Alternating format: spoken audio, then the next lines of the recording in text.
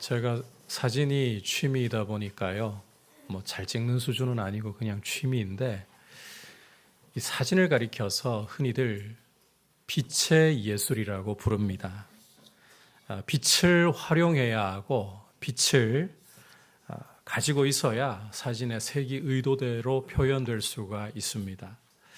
아무리 좋은 카메라를 가지고 있어도 빛이 부족한 곳에서 이 역광에서 사진을 찍으면 원하는 대로 색이 담기지 않고 답답한 색이 나올 수밖에 없어요.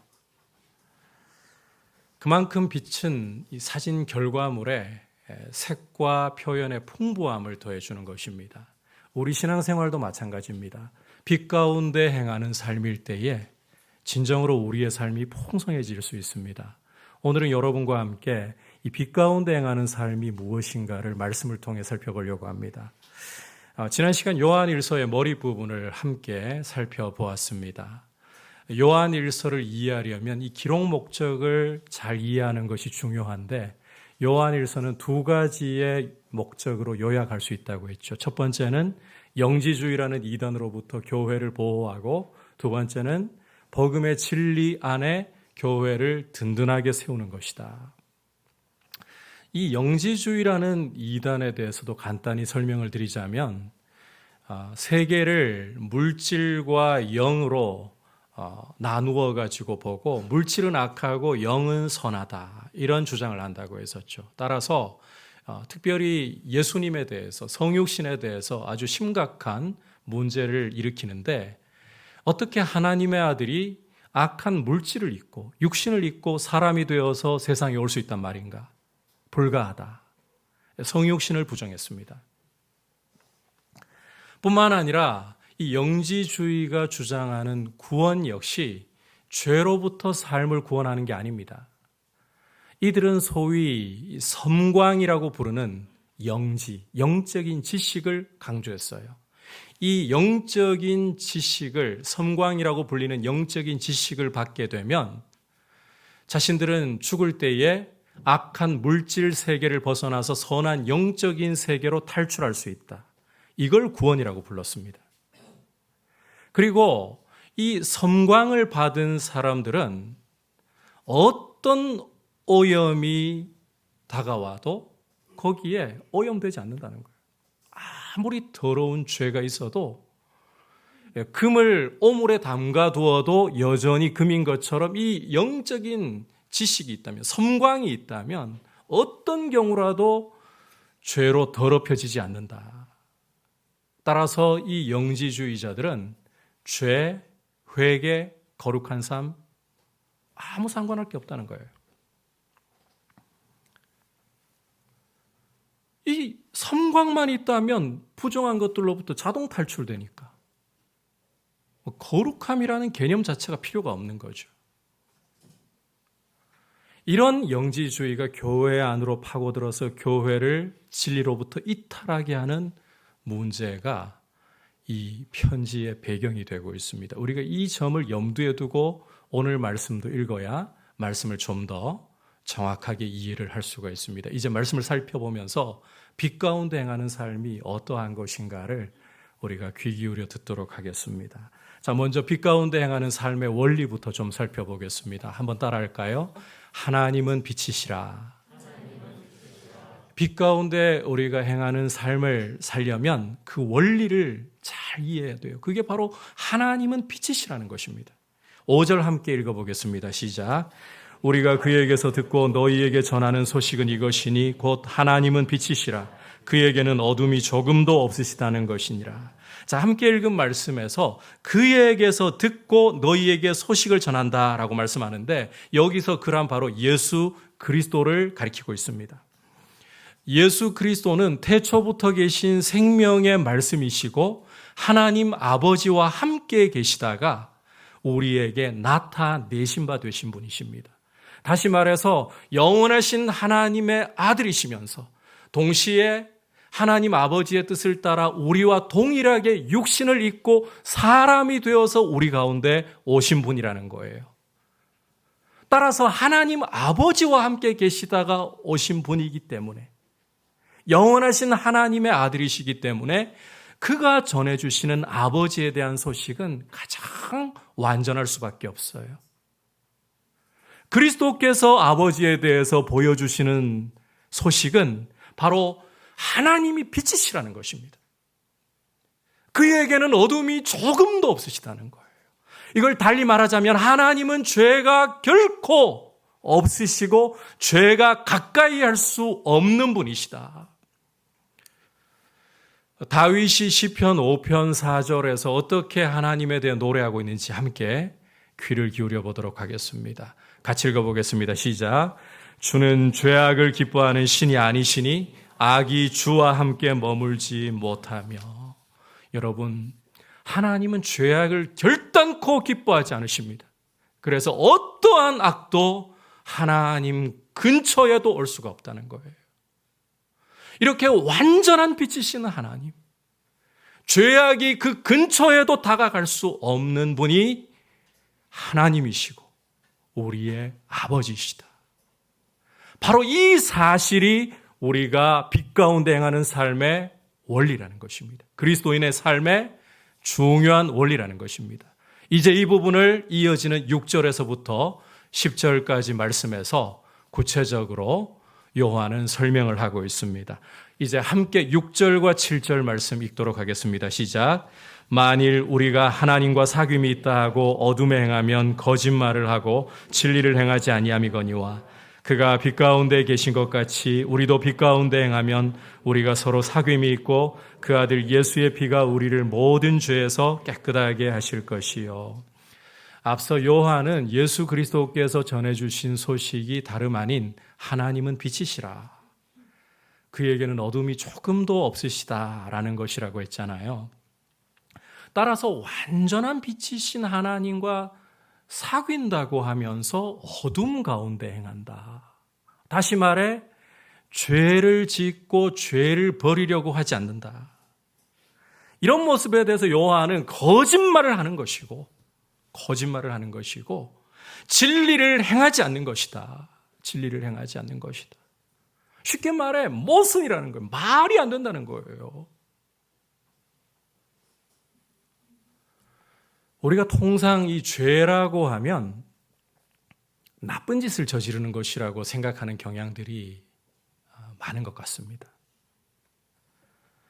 물론 우리가 사회적으로 규약을 정하고 잘 지켜나가는 것, 이게 질서를 유지하는 것이기 때문에 나쁜 짓 저지르는 것, 약속을 깨뜨리는 것, 사회가 정한 약속을 깨뜨리는 것, 죄 맞습니다. 하지만 여러분, 이 죄라는 것은 근본적으로 어떤 나쁜 짓이기 이전의 관계의 문제라는 사실을 잘 기억을 하셔야 합니다. 이 죄를 제대로 이해를 하려면 우리 인간에 대해서 이해를 할 필요가 있어요.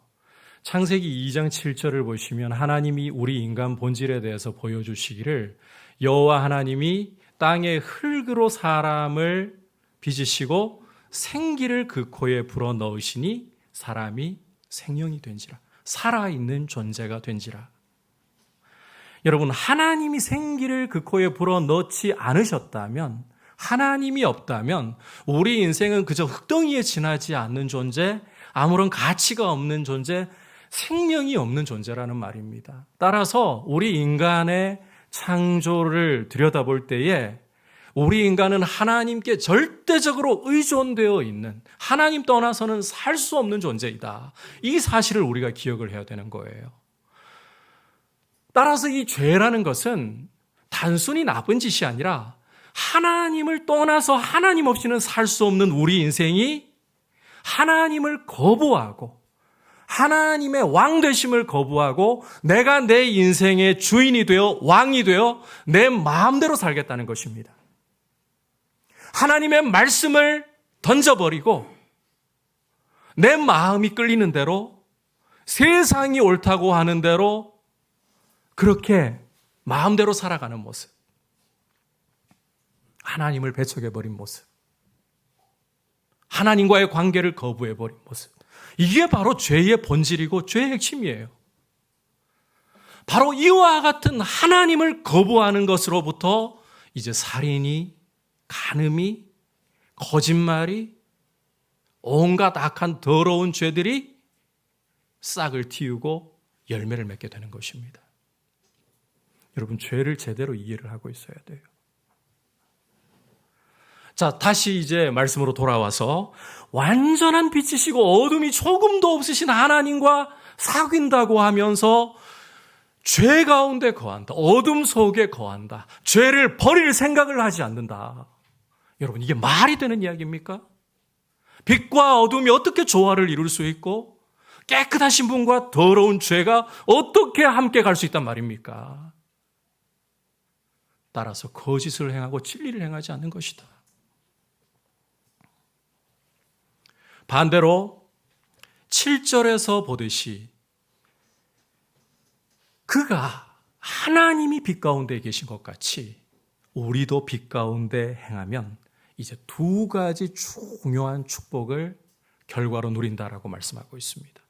두 가지 축복을 결과로 누린다. 첫 번째는 우리가 서로 사귐이 있다는 거예요. 여기서 우리라는 것은 거룩한 공동체인 교회를 가리키고 있어요. 성도의 교제를 축복으로 누린다는 거예요. 빛 가운데 행하면 교회의 교제, 성도의 교제를 축복으로서 누린다. 두 번째로는 그 아들 예수의 피가 우리를 모든 죄에서 깨끗하게 하신다. 이 빛 가운데서 행하는 삶은 죄를 깨끗하게 하시는 이 죄사함과 거룩함이라는 열매를 축복으로 가져다 준다는 것입니다. 죄사함과 거룩함을 열매로 축복으로 가져다 준다. 여러분, 성도의 교제를 풍성하게 누리고 죄사함을 통해 이 거룩함을 이루어가는 이것이야말로 우리 삶의 진정한 풍성함을 가져다 주는 거예요. 여러분, 풍성한 삶은 죄사함과 거룩함을 누릴 때 성도의 교제 가운데에 그 하나님 아버지께서 함께 하시고 그리스도께서 함께 하시는 그 은혜를 누릴 때에 그 풍성함이 우리에게 선물로 오는 거예요. 과거에 제가 교회에는 출석하지만 믿음이 없었던 한 청년과 대화했던 기억이 납니다. 이 친구는 나중에 나이가 들어서 시골에 전원주택 하나 짓는 게 자기 소박한 꿈이라고 하더라고요.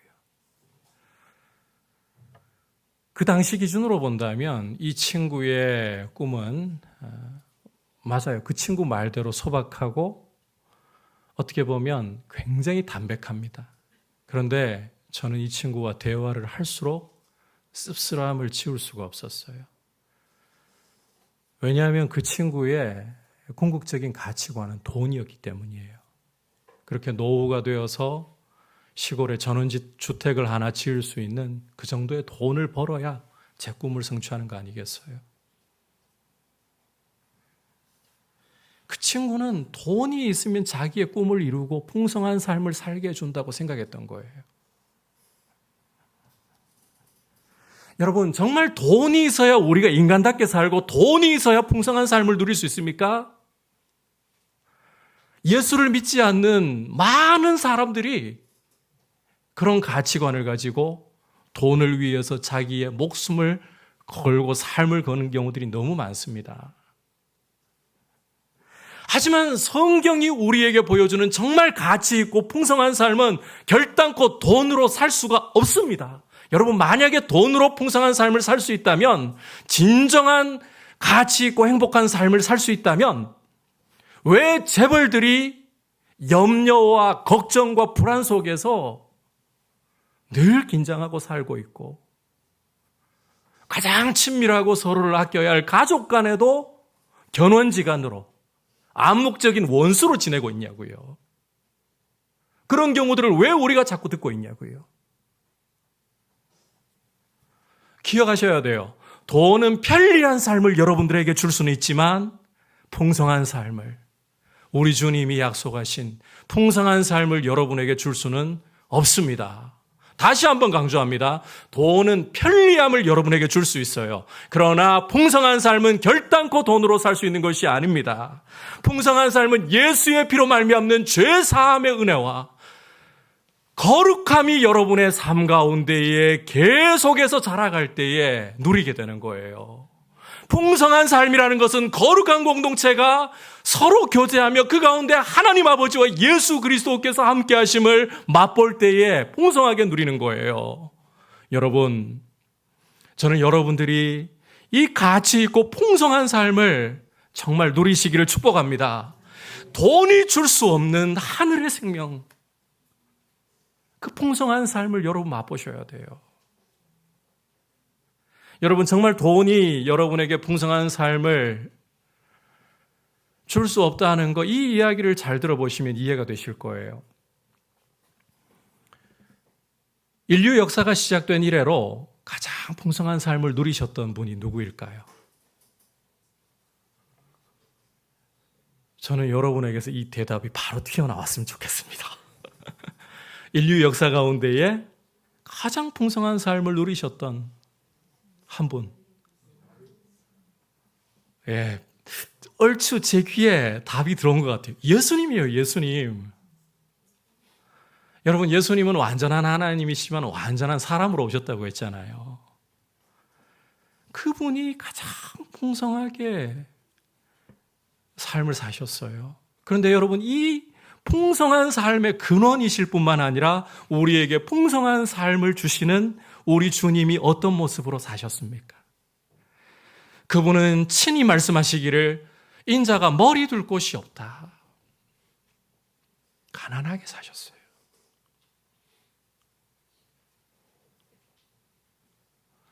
제자들을 전도하러 파송하시면서 너희가 두 벌로 가질 필요 없다. 신도 한 켤레 너희 쉬는 것이면 족하다. 자루를 굳이 가지려고 하지 마라. 너희가 어느 집에 들어가든지 거기서 너희를 영접하면 그 가정을 축복해라. 그러면 그 축복이 거기에 머물 거야. 일꾼이 먹을 거 받는 거 당연한 거야. 여러분, 만약에 돈이 정말 풍성한 삶을 가져다 주는 것이라면 그분은 이 땅에 오셔서 세상에 돈이라는 돈은 다 끌어모으셔야 할 겁니다. 그런데 왜 만물을 창조하시고 만물의 주인이신 그분이 이 땅에 오셨을 때 가장 가난한 자의 삶을 사셔야 했습니까? 왜 제자들에게 복음 전하러 보내시면서 재물 쌓아둘 궁리하지 말고 먹고 살 것 걱정하지 말고 일꾼이 먹을 거 받는 거 당연하니까 가서 회개하라. 천국이 이르렀다. 전하라고 하시는 겁니까?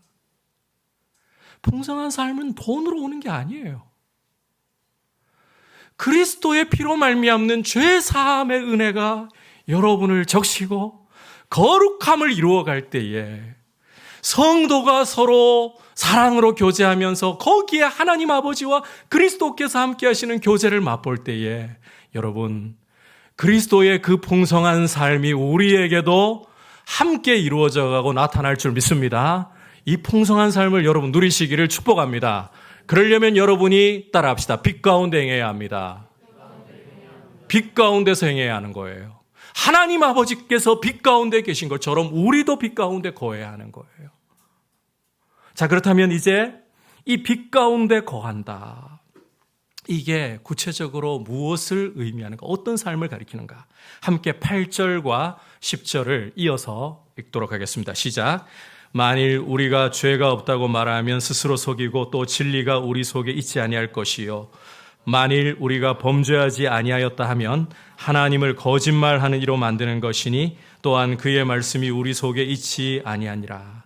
자, 우리가 앞서 보았던 6절과 7절을 보다 상세하게 풀어 설명한 내용이 8절에서부터 10절까지 전체 말씀이다.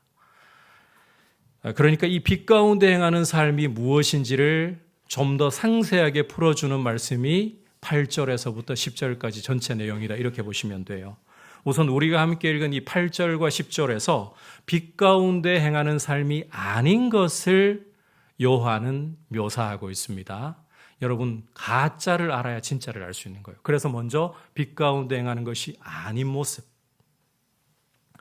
자, 8절과 10절을 여러분께서 다시 보시면 우리가 죄가 없다, 범죄하지 않았다, 이렇게 하는 태도는 빛 가운데 행하는 것이 전혀 아니라는 거예요. 다시 말해 어둠 가운데, 죄 가운데 행하는 모습이라는 것입니다. 좀 더 구체적으로 죄가 없다라고 말하는 것은 자기를 속이고 진리를 가지지 아니한 모습이고, 거기서 한 걸음 더 나아가 하나님을 거짓말쟁이로 만들어버리는 짓이다. 여러분, 내가 죄가 없다, 죄를 짓지 않았다, 뻔뻔한 태도를 가지는 것은 자기를 속이고 자기 안에 진리가 없을 뿐만 아니라 거기서 한 걸음 더 나아가서 하나님을 거짓말쟁이로 만들어버리는 모습이라는 것입니다. 결국 이 어둠 가운데에서 행하는 사람의 주요한 특징은 죄가 무슨 문제야? 죄를 좀 지으면 그런다고 무슨 큰일이나, 이런 식의 태도를 가졌다는 거예요. 여러분, 이 요한 일서를 기록한 목적 중에 하나가 영지주의로부터 교회를 지키는 데 있다고 했잖아요. 앞서 이 영지주의라는 것은 섬광이라고 부르는, 번쩍하는 섬광이라고 부르는 영적인 지식이 내 안에 들어왔다. 그러면 아무리 더러운 곳에 있어도 나는 오염되지 않는다, 이런 주장을 한다고 했었죠. 이 영지주의의 주장이에요.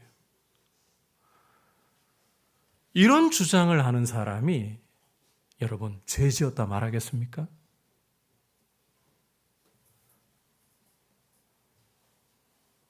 실제 이 영지주의에 대한 역사적인 기록들을 보면요, 공적인 자리에서 이 영지주의 스승이 자기 앞에 있는 부녀자를, 남편이 있는 여자를 너 내 거, 이런 식으로 취하는 일도 있었다고 합니다. 그러고도 아무 문제가 없대요. 영적인 지식만 있으면 그 지식 때문에 내 삶은 절대로 더러움에 오염되지 않는다. 무슨 짓을 저질러도, 무슨 더러운 죄를 저질러도 나는 문제 없다. 이런 사람이 내가 죄 지었다고 말하겠냐는 거예요. 아니죠. 뻔뻔하게 죄를 저지를 수밖에 없어요. 처음에 여러분 이런 영지주의에 물들어가지고요, 죄를 저지를 때는 아마 양심의 고발이 분명히 있었을 겁니다. 그런데 이 거짓된 지식을 붙들고 양심의 고발을 짓밟기 시작하잖아요. 그 다음부터는 점점 양심이 마비되어 갑니다. 화인을 맞은 것처럼 뻔뻔하게 죄를 짓는 거예요. 이런 문제가 교회 안으로 스며들고 있었다는 거예요. 여러분, 이것은 자기를 속이고 진리가 그 속에 있지 않은 모습이에요. 심지어 하나님을 거짓말쟁이로 만드는 모습이에요. 이걸 우리에게 좀 가져와 본다면, 하나님이 나를 사랑하시기 때문에 나는 어떤 죄를 지어도 하나님이 나를 사랑하시고 나를 불쌍히 여기시고 나를 봐주실 거야. 죄 좀 지으면 어때? 물론 하나님이 우리를 사랑하시는 사실 틀림없습니다.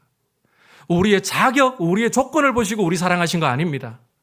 그런데 여러분, 빛 가운데 있는 성도로서 하나님이 사랑하시기 때문에 나는 죄를 지어도 상관없고 죄 좀 지으면 어때? 이건 아니에요. 이것은 자기를 속이는 행위예요. 이것은 진리를 부인하는 행위인 거예요. 하나님을 거짓말쟁이로 만드는 것이에요. 빛 가운데 계시는 하나님처럼 빛 가운데 행하려고 해야 돼요. 자, 그렇다면 이제 빛 가운데 행하는 삶이라는 것이, 그렇다면 구체적으로 어떤 것이냐? 함께 9절 말씀을 읽도록 하겠습니다. 시작. 만일 우리가 우리 죄를 자백하면 그는 미쁘시고 의로우사 우리 죄를 사하시며 우리를 모든 불의에서 깨끗하게 하실 것이요. 자, 앞서 7절 말씀 좀 올려주시겠어요? 7절을 보시면 우리가 빛 가운데서 행하면 우리가 서로 사귐이 있고 예수의 피가 우리를 모든 불의에서 깨끗게 하실 것이요 라고 말씀을 했잖아요. 이 7절 말씀에 대한 주석, 해설이 바로 이제 우리가 함께 볼 9절 말씀이에요. 9절 다시 좀 올려주십시오. 이 9절 말씀에서 보듯이 빛 가운데 행하는 삶은 우리 죄를 자백하는 것을 기초로 합니다.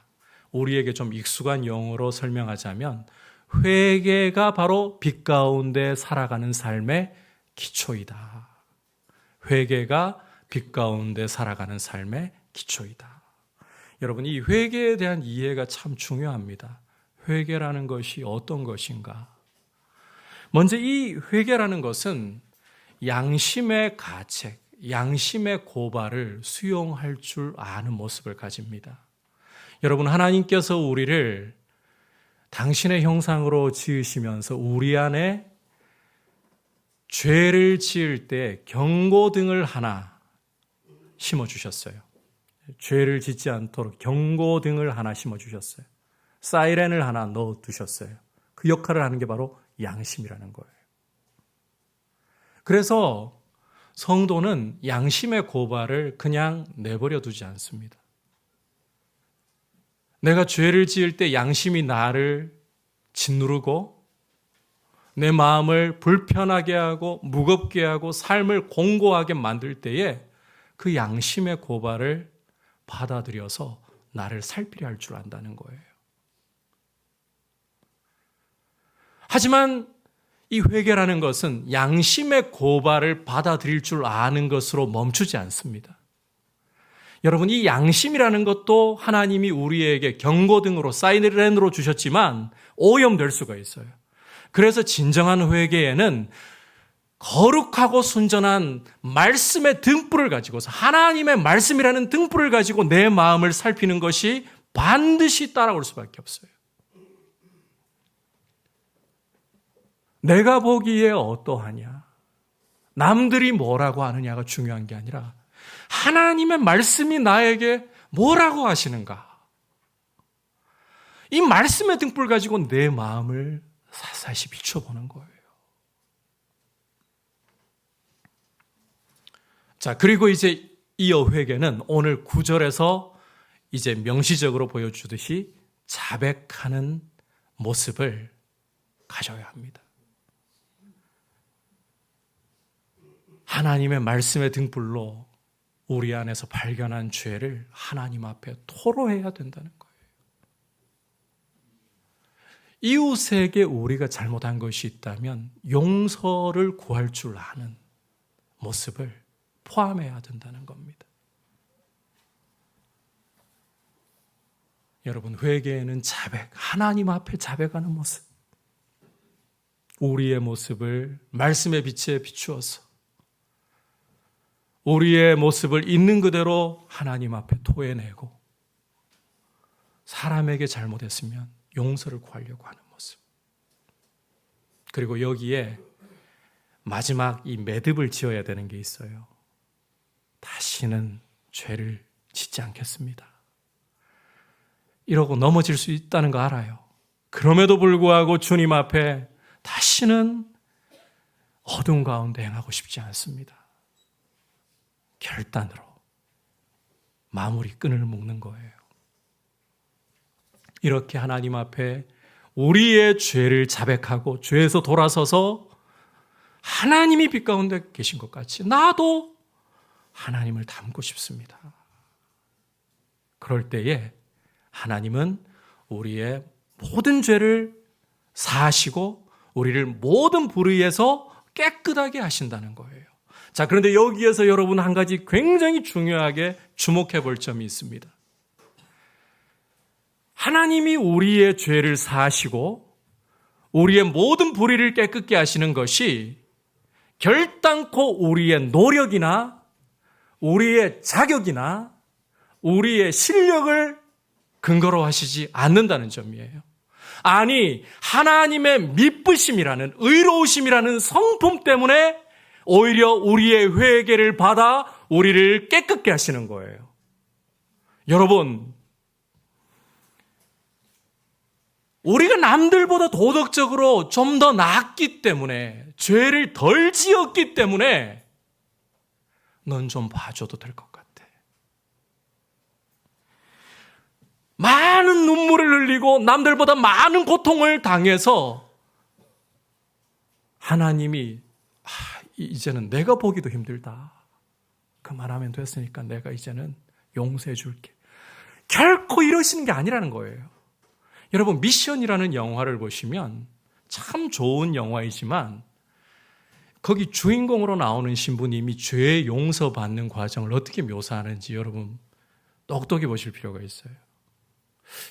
너무 오래된 영화이어가지고 또 재미가 좀 없어가지고 보실 분들이 계실지 모르겠습니다만, 이 신부님이 자기의 죄를 참회하는 모습을 어떻게 묘사하고 있냐면요, 등에다가 온갖 이 그릇들을 다 매달아요. 그리고는 폭포를 기어오르게 만들어요. 자기가 자기에게. 그리고 폭포의 정상에 이르렀을 때 사람들이 다가와서 그 칼로 그 끈을 끊어주고 이 신부님은 이제 자유함을 얻습니다. 여러분, 만약 이게 우리의 죄사함의 길이라면 우리의 회개는 천주교이고 고행종교에 지나지 않아요. 우리 죄를 하나님이 용서하시고 우리를 모든 불의에서 깨끗게 하시는 것은 우리의 땀방울 때문이 아니고 우리의 눈물의 양 때문이 아니고 우리의 고통의 양 때문이 아니고 하나님이 미쁘시기 때문에, 의로우시기 때문에, 다시 말해서 하나님은 말씀하시면 그 말씀대로 반드시 이루시는 분이시기 때문에 우리가 우리 죄를 자백하면 그 약속 따라서 우리를 깨끗하게, 당신의 성품을 따라서 우리를 깨끗하게 그리스도의 피로 씻어주시는 것입니다. 따라서 여러분의 눈물의 양을 의지하려고 하지 말고, 여러분의 땀방울을 의지하려고 하지 말고, 여러분의 고통의 깊이를 의지하려고 하지 말고, 하나님은 말씀하신 대로 신실하게 이루시는 분이십니다. 그러므로 나의 죄가 아무리 깊고 나의 죄가 아무리 클지라도 말씀대로 하나님 앞에 나의 죄를 자백하고 아뢰면 나는 공로 없어도 예수의 피로 나를 깨끗하게 하심을 믿습니다. 이렇게 하나님 앞에 나아가시길 축복합니다. 여러분, 진짜 여러분들의 눈물을 가지고서 하나님 앞에 나가려고 하지 마세요. 눈물은 따라오는 부분이에요. 그게 본질이 아니에요. 때로는 여러분의 눈물이 메말라 버린 때도 있습니다. 너무 삶이 공고해서 어떤 때는 눈물마저도 사라져 버릴 때가 있습니다. 표현이 부족하다고 하나님이 안 받아주시는 것도 아닙니다. 이게 타고난 말쟁이들이 있어요. 말 잘하는 사람, 또 이 책을 많이 읽다 보면 표현이 굉장히 풍부해지는 사람들이 있죠. 이런 사람들은 그 회개를 할 때도요, 죄를 아뢰면서도 이 죄도 참 가슴 저미도록 잘 표현을 써가지고 하나님 앞에 아뢰는 것 같다.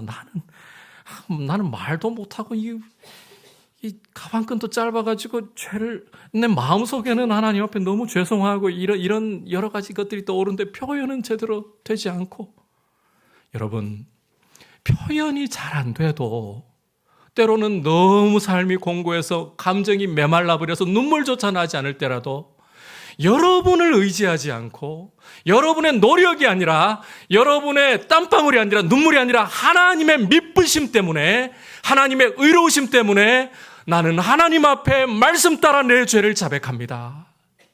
그럴 때 하나님은 여러분들을 이 말씀에 당신의 신실함을 더하셔서 반드시 용서하시고 모든 불의에서 깨끗게 하시는 줄 믿으시기를 바랍니다. 그때는 사탄이 여러분을 고발해도 나는 하나님 앞에 내 죄를 아뢰었어.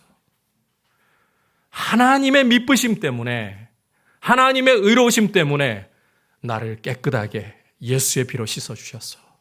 사탄아, 예수의 이름으로 물러가라고 하십시오. 여러분, 이렇게 회개하는 것이 빛 가운데 행하는 삶의 기초이고, 그리고 여러분, 이 회개가 기초라고 했어요. 이 회개를 통해서 하나님 앞에 죄를 버리고 계속해서 하나님을 의지할 때에 여러분, 내가 하는 게 아니라 성령께서 내 안에 거룩함을 이루어 가시는 것입니다. 그래서 여러분, 거룩함을 이루어 가야 돼요.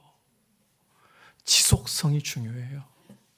날마다 하루를 돌아보면서 주님 앞에 여러분 양심이 고발합니까? 내버려 두지 말고 말씀의 빛으로 나를 살피고 하나님 앞에 죄를 자백하고 그 신실하신 성품 의지에서 그리스도의 보혈로 씻어주심을 믿고 매일 주님 앞에 나아가십시오. 지속적인 게 중요합니다. 지속적인 게 중요해요. 한때 반짝하고 뛰어난 믿음을 보이는 것 같다가 사라져버린 사람들이 종종 있습니다. 반짝하는 것보다 여러분 하나님 앞에 날마다 하나님 앞에 나아갈 수밖에 없습니다. 저는 주님, 제 안에 무언가를 의지할 것 없고 빈손 들고 앞에가 십자가 붙들 것밖에 없습니다. 천부여 의지 없어서 손 들고 갑니다. 주님 나를 박대하시면 내가 갈 곳이 어디겠습니까? 주님 없이는 나는 못 삽니다. 날마다 지속적으로 주님 앞에 회개하며 주님의 거룩해 해주심을 의지하면서 주님 앞에 계속해서 나아가십시오. 그럴 때 성령께서 여러분을 거룩하게 빚어 가시는 거예요. 그래서 개혁자인 칼빈은 우리의 성화는 회개와 함께 이루어진다라고 했던 것입니다. 여러분, 회개할 수 있는 것이 정말 큰 축복입니다.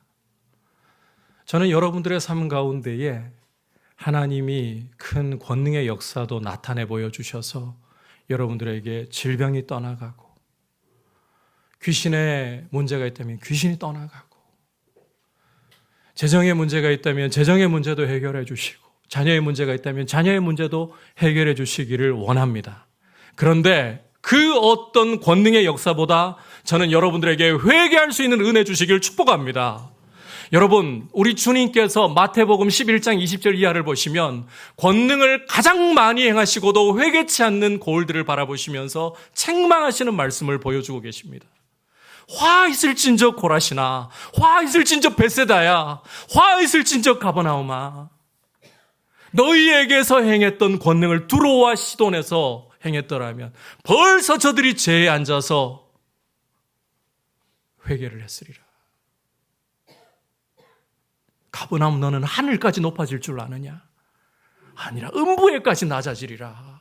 너에게서 행한 권능을 소돔에서 행했더라면 소돔이 망하지 않고 지금까지 있었을 것이다.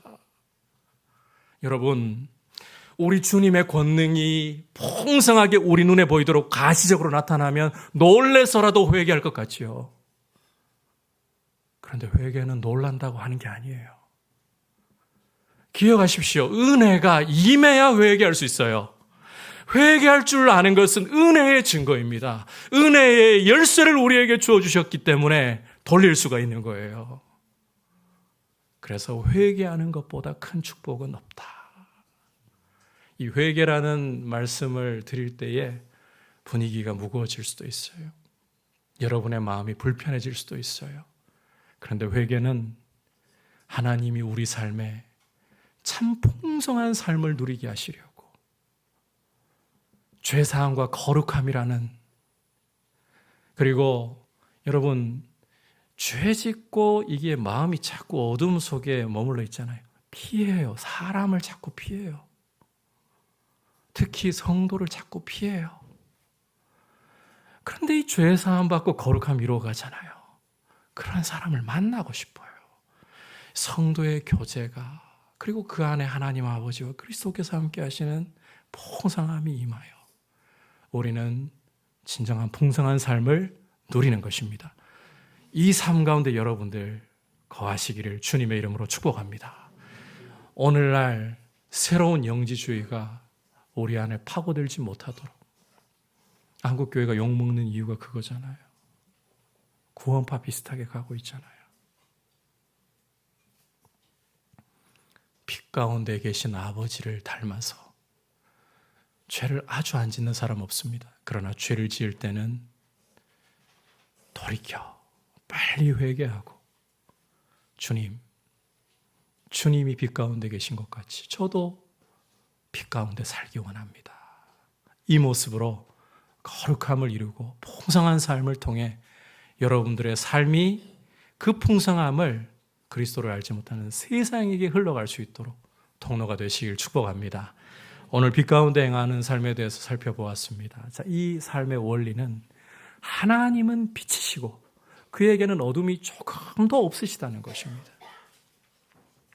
따라서 하나님이 빛 가운데 계신 것처럼 우리도 빛 가운데 행할 때 우리는 서로 사귐이 있고 예수의 피가 우리를 깨끗하게 하시는 은혜를 누립니다. 이 빛 가운데 행하는 삶의 기초는 회개이다. 회개가 축복이다. 이것을 기억하시길 축복합니다. 이제 말씀을 생각하면서 259장